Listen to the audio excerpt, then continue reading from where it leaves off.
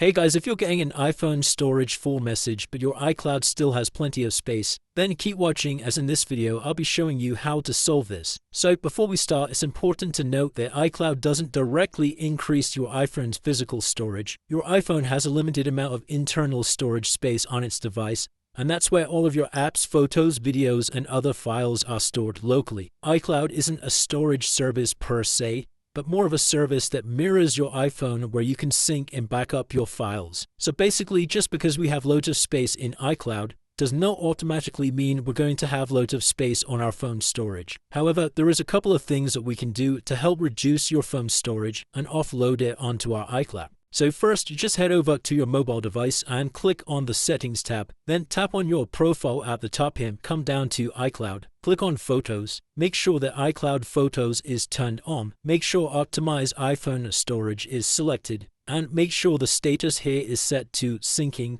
If it's paused like mine is here, then just go ahead and press Sync Now. Then come back out of this window. Come back over to the Settings menu. Come all the way down to General. Come down to iPhone Storage. And here you can see all of the applications and files on your device that's taking up all of your storage. So this could be quite useful when trying to save some space. But what you can do here is come down to your applications at the bottom here. Make sure your apps are sorted by which ones are consuming the most amount of data. Then go down this list of applications, and if you see any apps inside of here that you don't use on a day-to-day basis, then what we can do is just click on the application like so and click on Offload App. Confirm by pressing Offload App, and what that's going to do is it's going to free up storage that the app's using, but it will keep all of its documents and data. And the next time you do load this application up, all of your data will be restored. It's just a nice way to basically save data on any applications that we don't really use too often. Obviously, you don't want to do this on applications that you use day to day, but some of these applications that I haven't used in weeks, we can definitely safely do it on some of these. And it's as simple as that, guys. Hopefully that helps with the iPhone storage full message. If you did find this video helpful, then please consider dropping a like and subscribing.